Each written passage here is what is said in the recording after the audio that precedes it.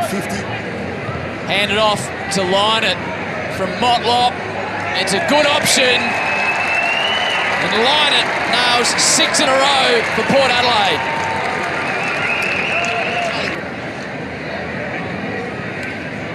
The first career goal for that man, Jarrod Lienert. Hello, everyone, and welcome back to another episode of Pears on a Pod. You might be thinking we've got that many episodes running at the moment that we're actually back in form. Well, we are. Yeah. So simple as that. Huddo, welcome back, mate. Yeah, I know. It feels quick between pods, which is really good. It's like, 2022 all over again. Yeah, I might have to start monetizing these, I reckon. Start getting some influx of cash, but we'll leave that to another day. Today, we've got a very, very special guest. He was a low-key one of my favourites because he used to play like me. He was just a big, tall guy that would just charge through packs and everything. He was absolutely outrageously good. He played 34 games in total, kicked 1 goal. 23 of those were Port Adelaide. The 1 goal came at Port as well. I speak of the very utilised Jarrod Lienert. Dino, welcome to the pod.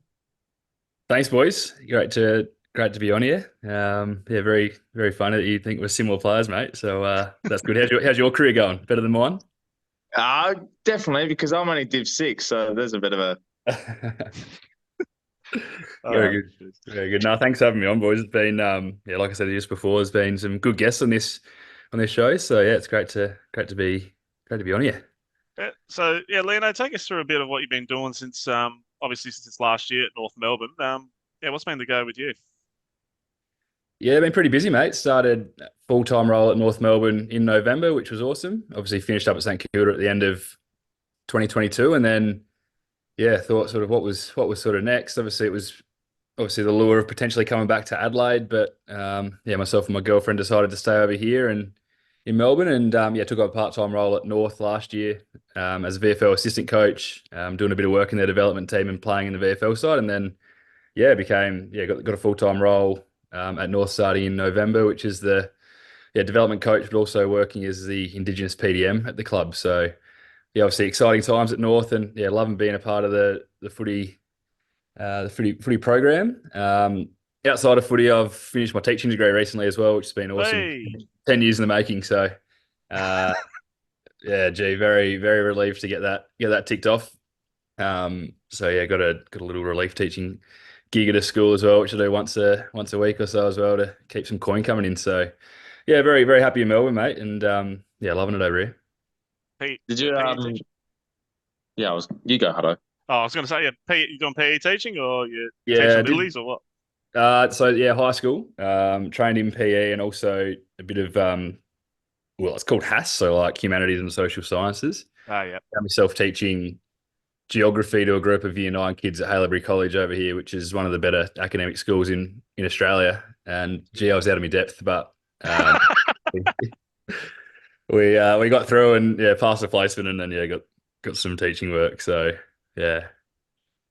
Coming out of pretty much ended the career in 22, did you find yourself thinking you were going to be part of that development coaching role aspect? Did you find that easy to roll straight into pretty much finalising the career on the field?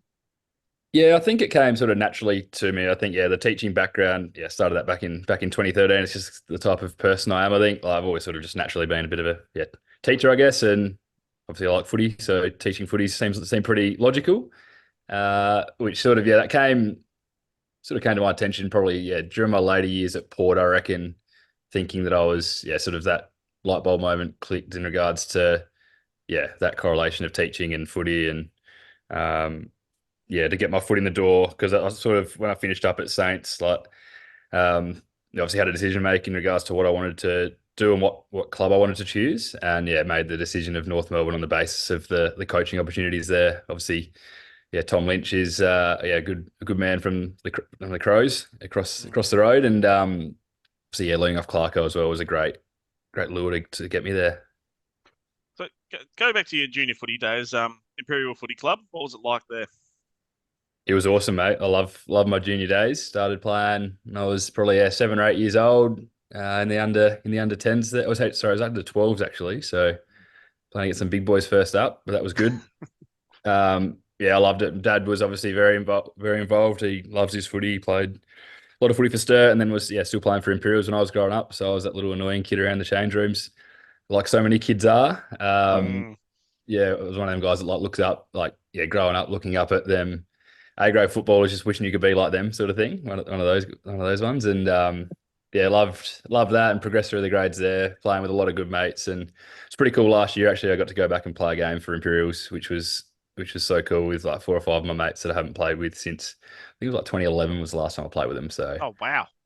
that was really cool.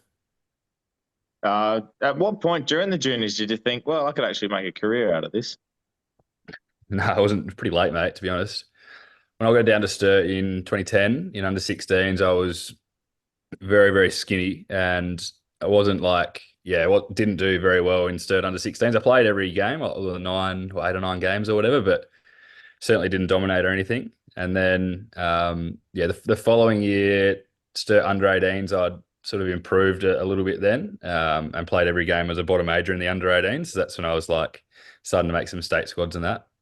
So that's when it sort of clicked in regards to, I could actually have a go at being close to potentially getting drafted and all that. And obviously that didn't happen until I was 22. 4 years of maturing as a footballer and as a person before I got my opportunity, which I'm very grateful for. Few flags at Sturt, mate. Talk about one of those a bit more favourably than the other, but what was it like to be able to play in a couple of those? Well, unfortunately, I only played in one, mate. I had the prison bars on for the second one. Oh shit, you did too. I know. I was going to say Oh 2016 jeez. to 2017. Yeah, that's right. You switched sides. Jeez. Mate, bringing up my worst nightmare. Thanks for that. I would have been switching the Guernseys and running over with the other boys. Just about. That was to answer your question. Like playing in the flag for Sturt in 2016 was like a huge dream come true. Mm. Like I said, my old man played 10 years for there, and I used to grow up going down to Unley over to watch them, and thought it was the greatest thing in the world to even play one league game for Sturt. I just like was obsessed with the club and everything. Probably because my old man built it up so much because he played for it. Sort of all that. So that was pretty special. And then to playing a flag was unbelievable. And then to get drafted a couple of weeks later was cool as well, obviously. And then my first ever game for Port was a trial game against Sturt, and it was Oh, it was wow. the freaking weirdest feeling. Like generally warming up, and I'm like looking down at my Guernsey, I'm like, oh, I'm at the wrong end here. Like what is seriously happening? And then as the year sort of went on, so we played them early days in about round 4 or 5 at Alberton. It was Samo's 200th game, Yep. I think. And that was pretty cool, but I was still a bit like, oh, they're my boys over there, but they're my boys here as well, sort of thing. I was a bit confused. And then played at Unley Oval and absolutely copped it from the supporters to the point where I was in tears after the game. Oh wow. So it was pretty bad. And then so after that I was like, stuff you. I want to win a flag with Port and like all my new mates and all that kind of stuff. Played him in the quali, and then obviously the grand final came around, and we should have bloody won that game. I can't believe we were so much better than them on paper, but Marty at the helm, shut the game down, and we missed some opportunities. And obviously got done by a point, and I think it definitely my thoughts after the game. I remember being on the ground, and a few of my Sturt mates came up to me, and I just sort of thought that it's just like as if I needed any more motivation to sort of make it in the AFL. That was just a little bit more that sort of spurred me on in that off season to make sure I'd made my AFL debut. Just to clear up, I absolutely love the double blues now. Like I'm still Now. Well, there was just that little time there I was like, I copped it from the supporters, like stuff you, but I did go back there briefly before the Saints plucked me. So still love the Blues. It is one of the most hostile away crowds to play in from, isn't it? Yeah, you think like white collar, lots of great people, not really, not really like feral people or anything without judging too much. But gee, they get stuck in, just calling me like an AFL reject and all this sort of stuff. It's like, gee, you guys forget pretty quick, but they're passionate, and like all Samful crowds, I suppose that's what makes the Samful awesome, I reckon. Even compared to what without ragging on the VFL too much, like the crowds in the Samful is just like it's so completely different to over here. So I miss the SANFL. So hopefully Port can like stay in there and stuff. What are you boys' thoughts on that? And all that kind of stuff. Oh, I wouldn't. probably as a fan's perspective and just seeing the equalisation of it, I wouldn't mind seeing a reserves comp just because it's the sort of country footy vibe. But I do like, obviously, I had a bit of involvement with the SNFL doing the writing for it for a few years. But so I'd just hate to see it go as well. So I'm sort of on the fence. So I've got splinters, if anything. Yeah, it'll be interesting. Because my family's like really Glenelg based. I had Pop used to play for him. My uncle used to play for Glenelg, and yeah, they're Sandfield Central, and I like the community aspect of it. But I think the modern day equalisation, I don't know. Yeah. It's all hard. Like I wouldn't want to be in the decision room. No, 100%. I'm a traditionalist. I think the standard of the sample's good enough for them them younger boys to keep improving, and I think the sample needs a Port Maggie, surely. You'd think so. Anyway, there'll be benefits both ways, but yeah, I'm a traditionalist, boys. You'll find that out. I love the NFL. That's good. Like seeing traditionalist football fans, especially, and we'll go to your Port debut as well against one of the non-traditional AFL clubs, actually, the Giants. Filthy with that. No. What do you remember? What do you remember from it? I remember like running out and the fireworks scaring the shit out of me first. Oh, No, jeez, that's good. Yeah, but genuine, like, I know it's a cliche, but dream come true stuff, clearly. Yeah, I started on the bench and just remember sitting up looking at the crowd thinking, I made it. How good's this? This is unreal. Then had to go out there and try to get a kick. That was the next sort of step. But no, it was an incredible experience. I felt like, my whole life had sort of built up to that sort of moment, and to be able to experience it in front of friends and family. And although we didn't get the win, it was a really, really special day to pull on the power jumper for the first time. It was so good. Tell us about I don't know if you remember the week of, I think building up into that season, you were injured with a knee injury, if that's right. So then you get to that point, you get to that week. Who did you speak to first? Who came to you and said, your moment's coming, and how'd you feel when you got actually told that you were going to play? Yeah, it was so good. Tom Jonas was the one who did it in front of all the backs. I can't remember. He sort of got out the front and said, "This guy came from absolutely nowhere. He couldn't punch a ball when he first got here, and now he's working for the game." Tom's a ruthless man, which we love. But that was so cool for him to see. He was my mentor at the time, and he played a huge role. Him and like Jack Homch and Tommy Cleary, they played a huge role in my development in the first few years when. He's probably right. I wasn't that great at spoiling and all that kind of defensive stuff, being a wingman at Sturt. But yeah, it was so good for him to tell me, and then obviously telling my family and my girlfriend. That was pretty special. I definitely cried when I told mum and dad.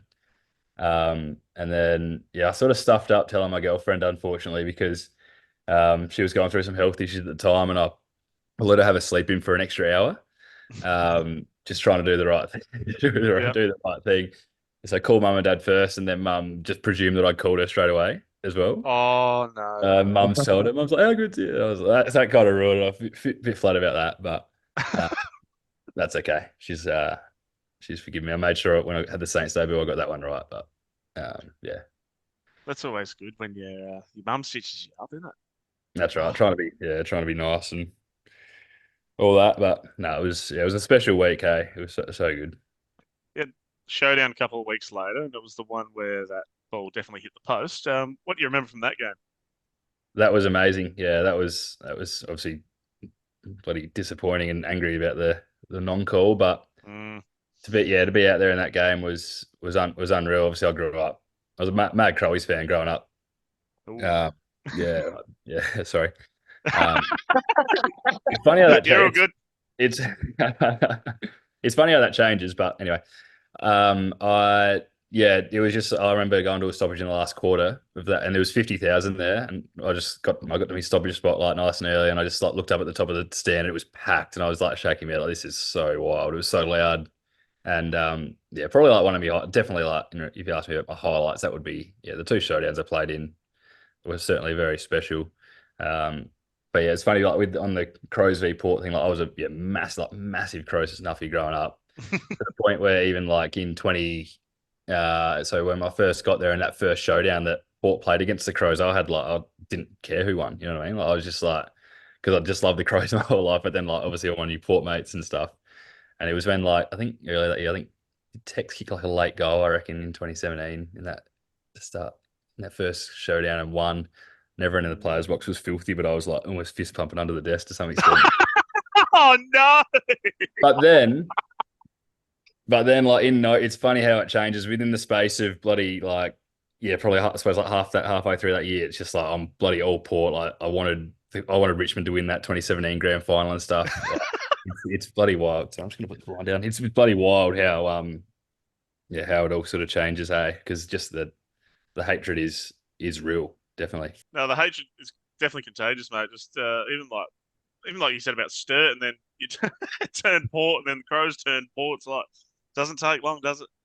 I know. Yeah, just like, once again, just like passionate supporter bases, passionate clubs. It's been cool to sort of be a part of, definitely. Well, 2019 obviously came along, and then did you go to China? I did. How Yeah. was that experience? Because it was the last one before COVID, COVID. and obviously, we ironically played St Kilda as well, which was quite funny. But how was that experience for you? Because obviously now we sit here and you look at NRL going to Vegas and everything like that. For you, the experience going to China, what was that like? Yeah, it was absolutely amazing, mate. Yeah, look back at one of the greatest weeks of my life, just about to be. Yeah, got to fly like it was. I wasn't business class. Half the players got business class. Like the top tier players got business class. The the rest of the shit kickers got premium economy. It was still sick to. That was still pretty cool to get over there and stuff. And then like mate, we had an incredible week. Like seeing all of Shanghai and stuff. We stayed at a pretty flash hotel. Yeah, getting to experience the city, hang out with everyone. We had an absolute ball to the point where like on the Friday it was like, and yes, we had like ongoing trainings and stuff during the week, but on the Friday at the captain's run, it was like, oh shit, we're actually here for like a game of footy sort of thing. Yeah. Just clicks in. And then when the meetings and stuff, it all sort of everyone sort of switched on there. But we had a bloody awesome time. It was so cool. And I think looking back at that game, especially speaking to the Saints lads since that, we just prepared heaps better. Like we got there on the Monday, I think they didn't get there until the Thursday. Had heaps of guys who were sick. But yeah, it's definitely one of my fondest memories going to China. It was unreal. Speaking of different experiences, going to 2020, the hub. What what was it like? It would have been surreal being a part of Yeah, I loved it.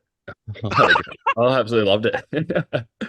The difference, so we were only in there for, I think it was only like a 3 week stint. We were up in the Gold Coast. that. Mm. Um, the only thing I didn't like about it was obviously spending time away from like family and my girlfriend and all that kind of stuff. I should preface it by saying that, but um, I had an absolute ball, mate. We were staying in this like resort on a golf course.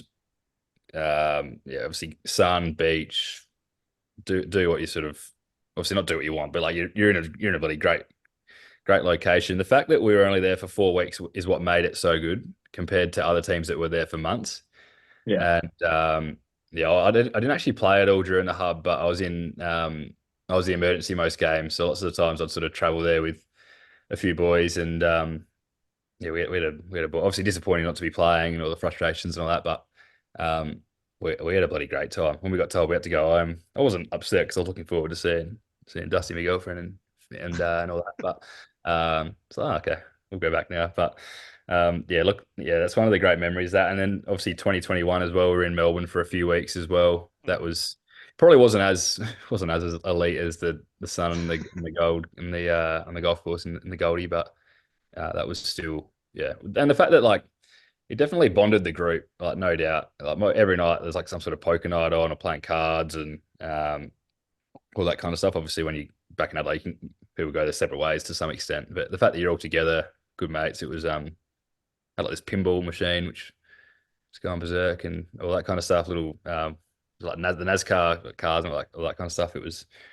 yeah, it was a really like, compared to other clubs of the guys that I speak to, we were having a ball compared to them.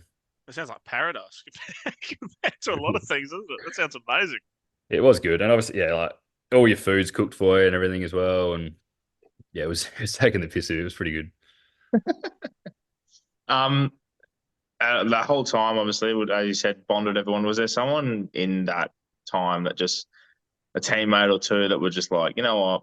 As soon as we get out of this, I can't wait to just leave you in the distance for a little while. The pests. Yeah, Boyd Woodcock.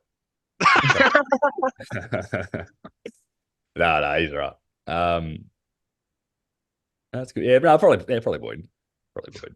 Yeah. No, it was pretty cool, eh? It was great. It was awesome.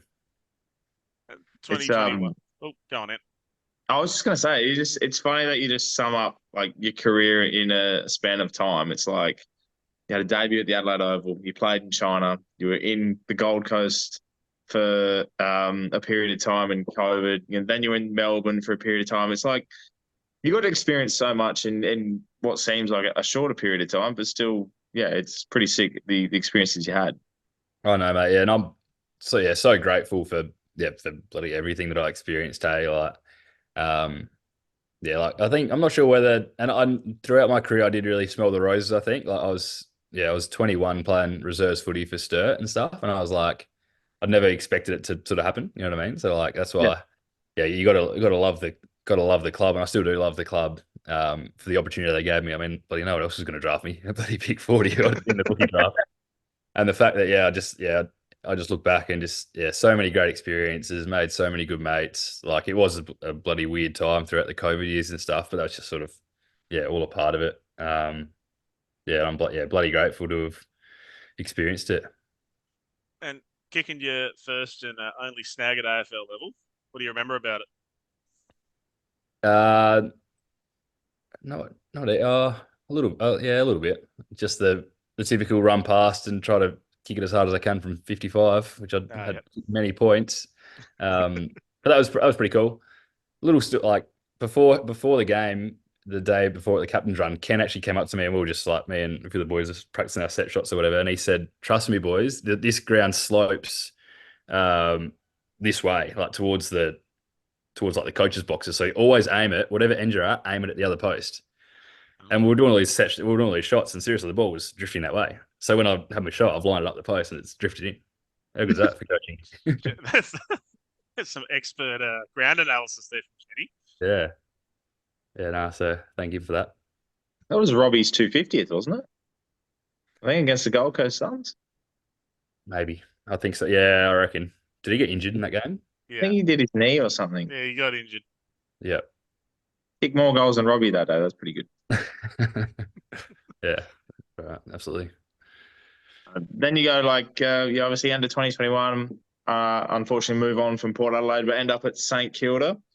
How was that for you? Obviously, getting drafted to them, and your journey through there as well for the year. Yeah, so I started the preseason at Sturt, which was really good for a few months. Yep. And then obviously wanted to obviously get picked up again and everything. And then had a call from my manager on, I think it was like mid-Feb, I reckon, that said Saints want you to come over and trial. So obviously jumped at that with both hands and trial with them for 3 weeks and got the spot, which was unreal. And absolutely loved my year there. Although it was only 1 year, absolutely loved my time. They're a great group of boys. Yeah, made lots of good mates. Obviously already had like Paddy Ryder and like Dougal, Howard, and like Cal Wilkin, a few other boys that I knew there, which made it really, really easy, like a really easy transition. I lived with Dougal for the first 3 weeks before moving in with Jack Hayes for a couple of months before my girlfriend came over. But that was an awesome experience. Hey, I just wanted to keep playing AFL footy and played another 11 or so games. And once again, like although it was only a brief stint from probably like Feb to September essentially.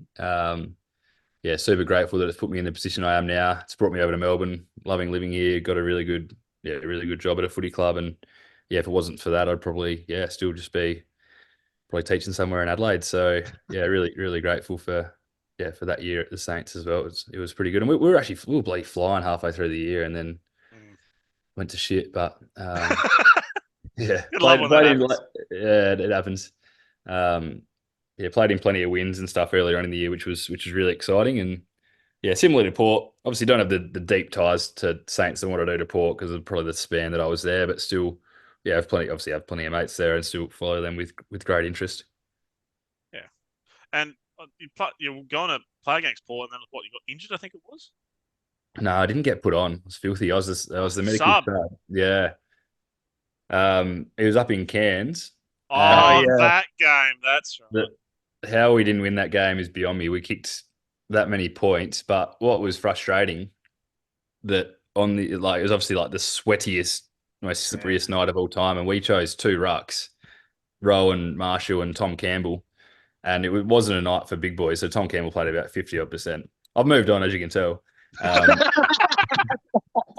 He played about 50% because he was like it was like wasn't the conditions for him. Port Adelaide at 3/4 time, they subbed out Mitch Georgiadis because Wilkes had blanketed him. And then they brought on Dersman. And obviously that's when it was the medical sub when you're only meant to go off when you got injured.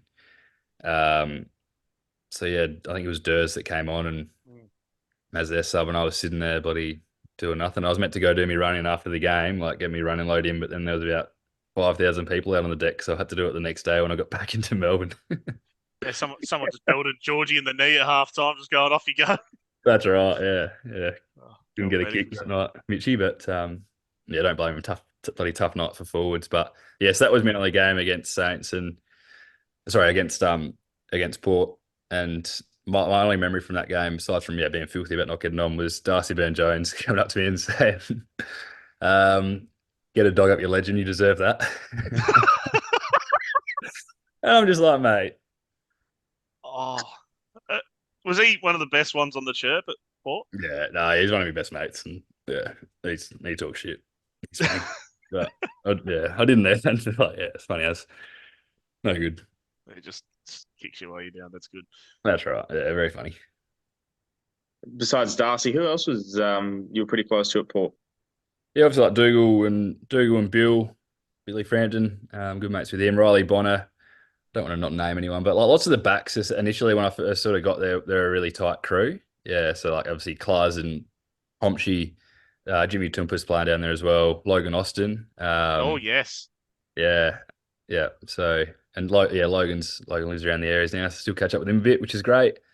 Yeah, I don't want to not name anyone, but I had lots of friends. Trust me.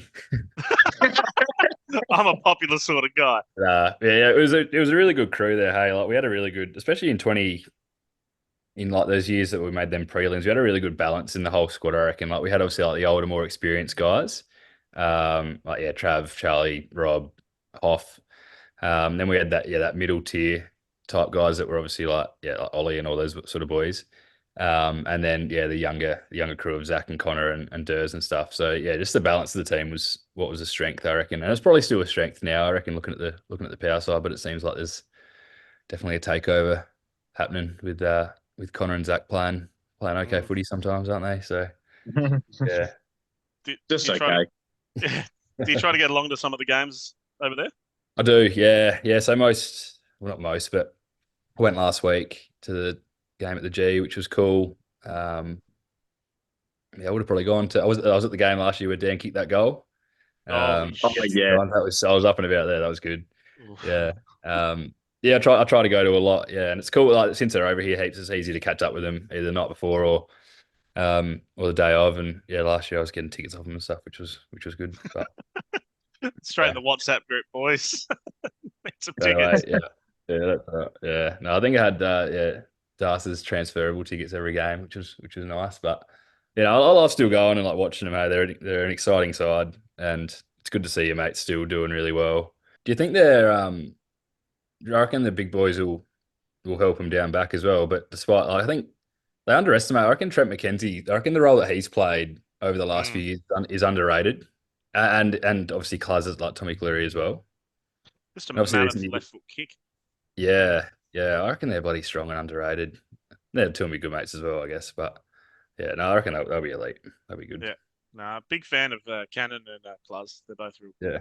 But now, Zerk Thatcher, he's a Murray Bridge boy as well. So, and I reckon Big Brother, jump in. This is Big Brother. All right, Big Brother. We're speaking about all our mates and everything. Well, Lena, I would like to hear and we'd all like to hear about a few of the stories you had over the time at Port Adelaide, whether it was some funny footy trip moments. Who'd you room with when you're away?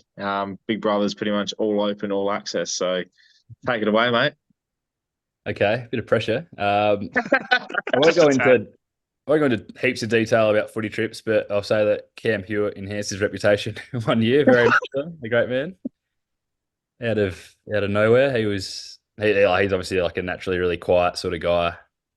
Um, but he went berserk and he was great. He was very very funny. Um, we were talking about China. I roomed with Sam Power Pepper one night. Well, sorry, the whole night, and I bloody walked and tried to open the window or something, and all this kind of weird stuff Wow. in the hotel room, which wouldn't have been ideal. And Pep had to sort of like try to wake me up and stop me from like the window, and then I was like I was like sleepwalking and trying to talk, like turn the aircon on or something. It's probably not that good of a waste already, to be honest, but Jeez. yeah, Jesus. yeah. Um, and so on like a pre-season camp, um, Boyd Woodcock was rooming with Tom Jonas, and we had to get up at like 6:30 or something um, for like some sort of training and that. And yeah, Tom Vogies is sleeping at 5 o'clock. The Eye of the Tiger music starts bloody blaring. And it's Boyd Woodcock's alarm. 5 a.m. Yeah, Oh, like an hour before that to bloody wake up. And I was like, what? It's like, yeah, just getting pumped. And yeah, Jonah wasn't happy. Um, oh, jeez. That song would yeah, live rent free in his head now. that's right. Yeah, very, very funny. What else? What else? That's probably all I got for you, I reckon, off the top of my head. Sorry. Nah, that's fine. That's fine. That's very good. I the Tiger and obviously big Rocky fan too, so Yeah. he's all about that. Yeah. I mean, anyone that's gonna fly now, or Eye of the Tiger running, they're in good in my books, I reckon. So Yeah. Absolutely. Yeah. Just get your happy motor up day. for the day. Yeah. I mean, won't watch Rocky over and over again tonight later on. Anyway, that's not the motivation. But regardless, Huddo, should we get a round of port match? Random port merch. Yes. All right, Lena, this is where we get into a bit of stuff that's lying around the house that might be fond or dear to you, or something that's really funny. Whatever you've got, that's a bit of random port merch. I will go with Huddo first and see how we go. I found my copy of the Port Adelaide book, the Dynasty book. I'll unblur my screen because it's how good. But yes, the Dynasty book about the Williams family. I think it was 2001, written by Foss and the Rooch. So yes, that is my random port merch for the episode. Ant. That's which box was that in? It wasn't. It was on the bookshelf. Oh, So nice, real good. Yeah. very good. Lena, what have you got? Yeah, mate, I ran a bit of merch. I don't actually have it because it's at home in Murray Bridge. But obviously, like I said, I was a huge Crows fan growing up.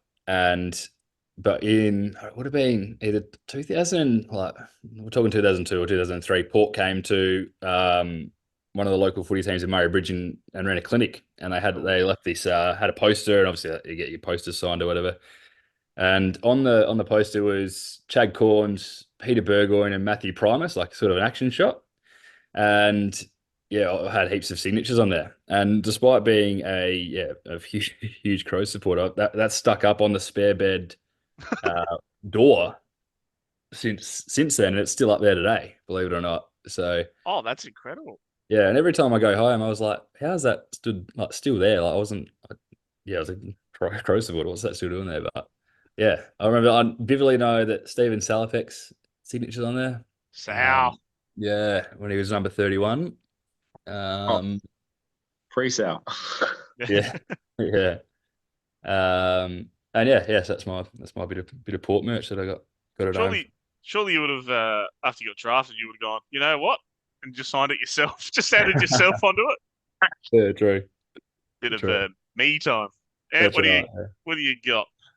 Oh, I'm obviously house sitting at the moment, so it's few and far between certain objects that I can sort of pick. But I got this the other week, and I was very satisfied with myself. It's a little Ollie Wine stubby holder. Oh, This is the Brownlow one. Medal one. That's a Can I stiff ask, job on his Leno, head.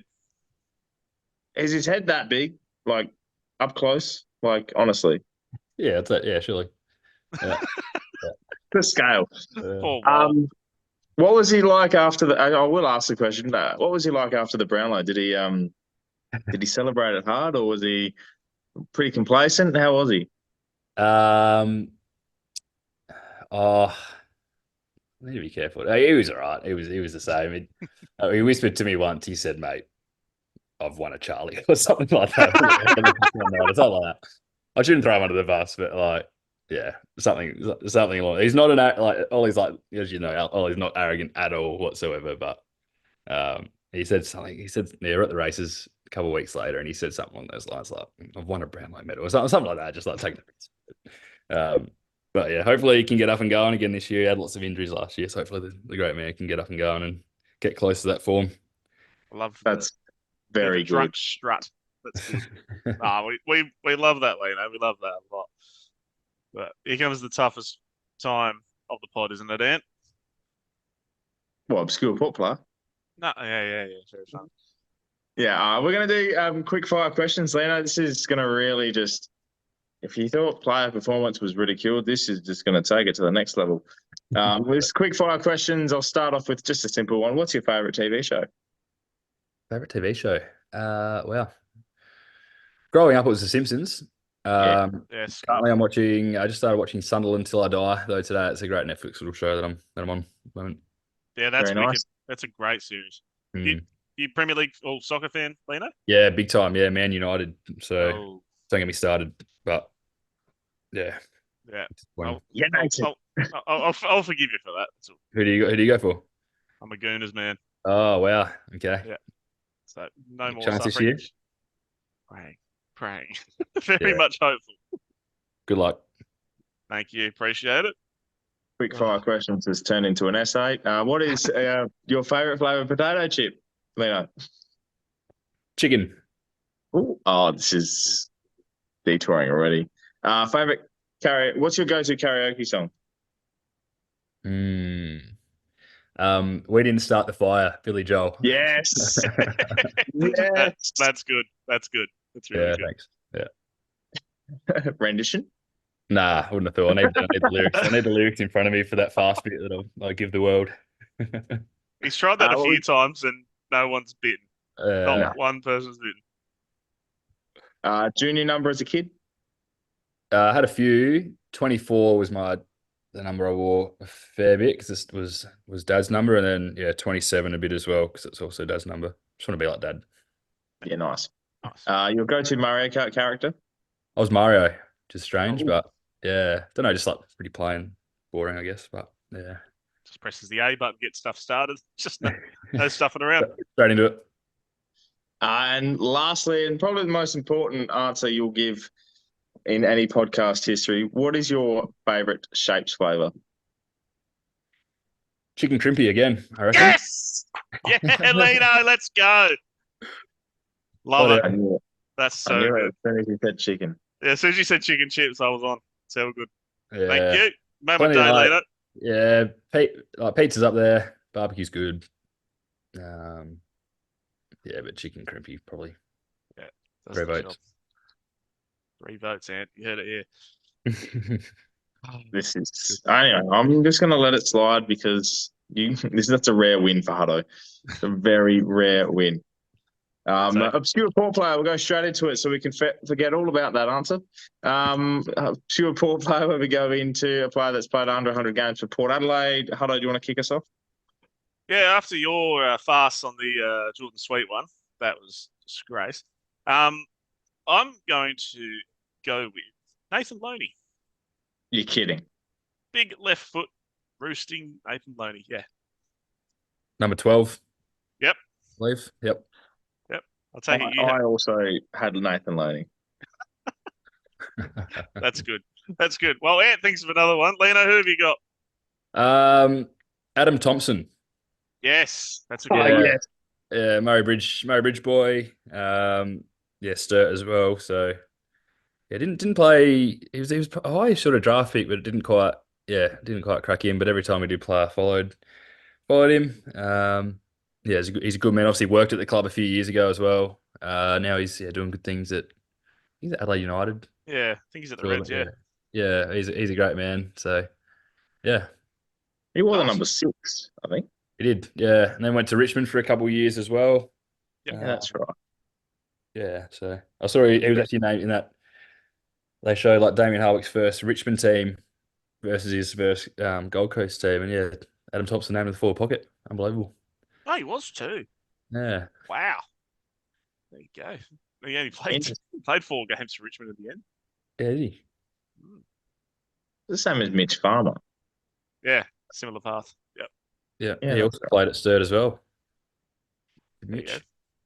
I'm surprised you ended up at Richmond then, mate. There's a clear pathway of Sturt, Port to Richmond. True. True. Oh, jeez. And who have you got to replace Nathan Looney? Well, we mentioned him before because apparently he's got unreal footy trip stories. So Cam Hewitt. Yeah, nice. Not sure he'd be able to remember them for them stories to tell, but nah, he would. Oh, He would. That's a joke. He's good. that's always good. I love that. That's so funny. We love like when you have like those players that you just don't expect to chip in on a footy trip, and they just go top shelf. Like it's just unreal. Huddo, any more questions? I got a couple last ones. We've been doing a bit of an investigation, Lean, over the past year or so. Okay. We're trying to find out who was running the interesting Matthew Loby page, if you remember that. Wasn't me, but We can rule that name off, but that's yeah, right. Yeah. Nah, anyone who can guide us in the right direction. nah, no idea. Sorry, mate, but that was a great page, wasn't it? Oh, Yeah. Sensational. What was it sort of a take up? It was a James Milner page, Yeah. wasn't it? Yeah. Boring James Milner page. Yeah, Yeah. I love that. Love that. Yeah. Much Yeah, bit no, of must sorry, follow can't that help you one. there, mate. All good. And the last one is you hear about who's your hardest opponent you ever played on, all that sort of jazz. Who was the easiest opponent you ever played on? Oh, gee, this would be disrespectful. Bloody hell. Nah.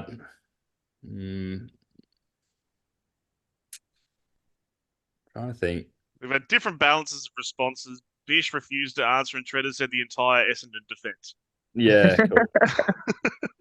Mine would be like young guys that are like still trying to figure it out, and I've got a few years in them and stuff, and guys that I don't want to name because I didn't get too many blokes done in my career. But at training, I used to get, who did I get done at training all the time?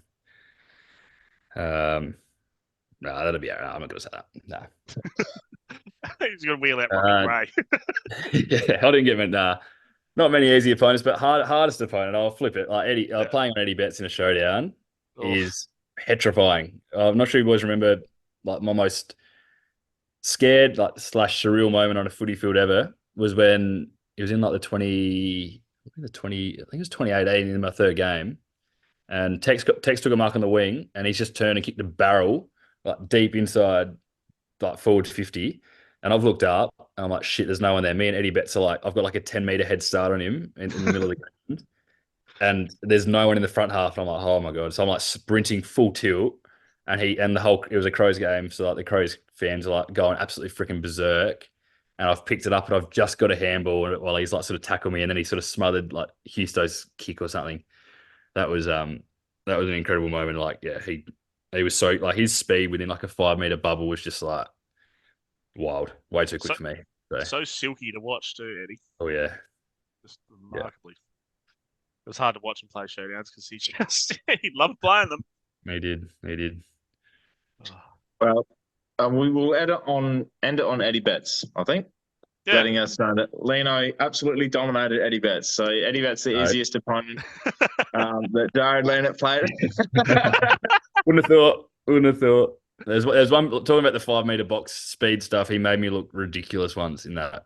There's a bit of vision that everyone sent me on Snapchat of me like head over the ball, thinking the ball's there, and he's already spun and like kicking it behind me. So it's just like wild. But yeah, it was pretty cool. It was like a pretty cool experience playing on him and playing in showdowns and stuff, like I said. So yeah. Well, Lino, we really appreciate your time today, mate. It's been a pleasure to talk to you and pleasure to watch you play your career at Port Adelaide, and wish you all the best in the future, mate. Thank you very much. No, cool. Thanks, guys. It's been good fun, and yeah, well done with everything you're doing with the pod. It's cool. Go the power. Not North, not against North. Go Roos.